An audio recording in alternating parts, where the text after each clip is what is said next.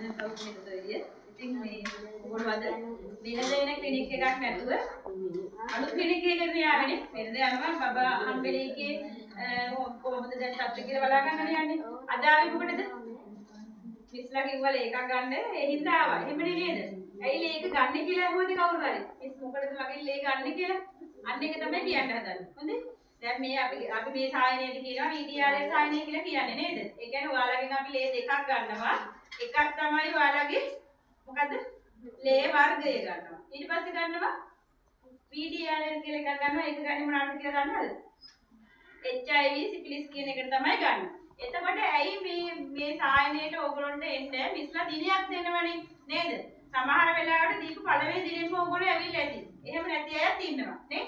ඒ වුණාට සාමාන්‍යයෙන් මතක තියාගන්න බබෙක් හම්බෙන්න ඉන්න අම්මා කෙනෙක් වුණාම මිඩ්වයිෆ් මිස් ඕගොල්ලන්ට දිනයක් දෙන්නේ ඒ දිනේ තමයි ඔයාලට සුදුසුම දිනේ. හරිද?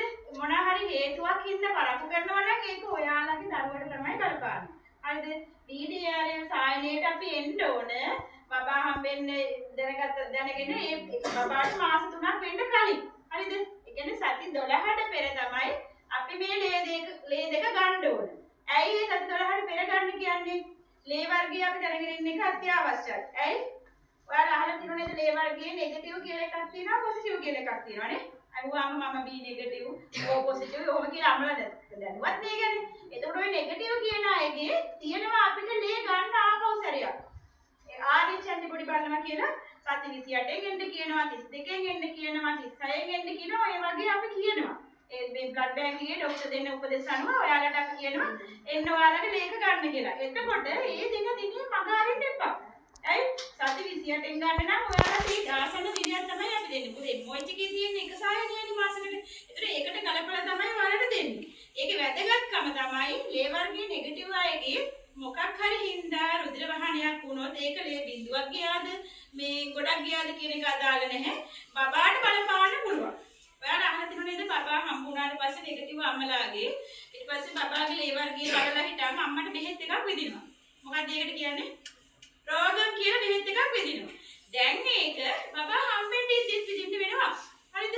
එතකොට ඔය ලේ වර්ගයේ ඇන්ටිබොඩි බලන්නේ මේ නෙගටිව් අම්මලාට මේ කියන්නේ. ඒ නෙගටිව් අම්මලාගේ ඇන්ටිබොඩි එක බලන්නේ අන්නේ නිසා. මොකක් හරි ප්‍රශ්නයක් වෙලා ඇන්ටිබොඩි හැදිලා තිබුණොත් ඕගොල්ලන්ට රෝගම් විදින්න වෙනවා. හරිද? ඒ නිසා මේ දෙන දිනේට ඇවිල්ලා ඒක කරගන්න. ඊළඟට ඕගොල්ලන්ගේ VDRL එක ගන්න මම HIV AIDS සිෆිලිස් කියන එකට ඔයාලා යම්කිසි විදිහකින් ආසාදිත වෙලා තිබුණා. හරිද? අපි දන්නේ නැහැනේ. අපි වැරදිද වුණා අපිට කොහොම හරි ආසාදනයක් වෙන්න පුළුවන්. හරිද? එතකොට දන්නවනේ HIV AIDS ලිංගාශ්‍රිතව බෝන රෝගයක් කියලා. ඒතර යම්කිසි විදිහකින් ඕගොල්ලන්ට ওই රෝගය වෙලදිලා තිබුණොත් ඔයාලගේ ඒ කියන්නේ මවගෙන් දරුවාට යන්නේ කවම කරන්න තමයි අරමුණ.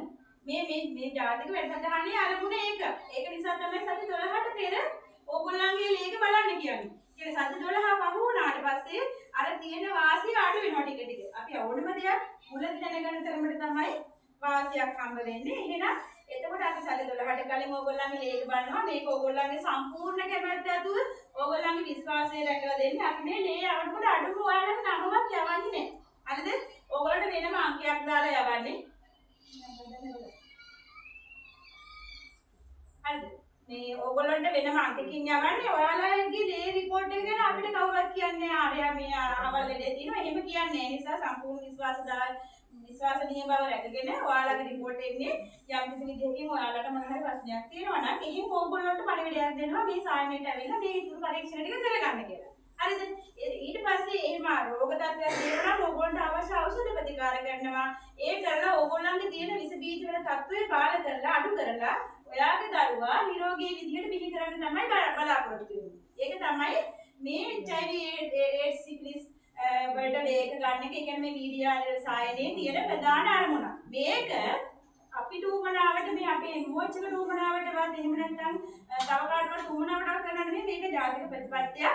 මේක අවුරුදු 7කට සැරයක් ඇවිල්ලා පිටරටින් අතුව නිරීක්ෂණය කරලා බලනවා මේක කරනවාද කියලා. ඒ කියන්නේ ලංකාවට සහතිකයක් හම් වෙලා තියෙනවා මවගෙන් දරුවාට මේ රෝග තත්ත්ව සම්ප්‍රේෂණය වෙන එක අවම කරන්න අවශ්‍ය වැඩපිළිවෙළවල් කරගෙන යනවා කියලා. එතකොට ඔය පිටරටින් ඇවිල්ලා ෆොරිනර්ස්ලා එක එක ගම් වලට ගිහිල්ලා අහන්න පුළුවන්. ඔයා මෙහෙම ලේකක් ගත්තද? කොයි කාලෙද ගත්තේ? ඔයාගේ කැමැත්තෙන්ද දුන්නේ? ඒ වගේ අහන්න ඔයාලා ගාවට දෙන්න පුළුවන්. හරිද?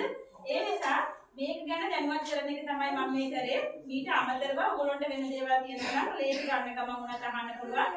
මේ චූටි දෙයක් වෙන්න පුළුවන්. විනාඩි 5ක 10ක වැඩක් වෙන්න පුළුවන්.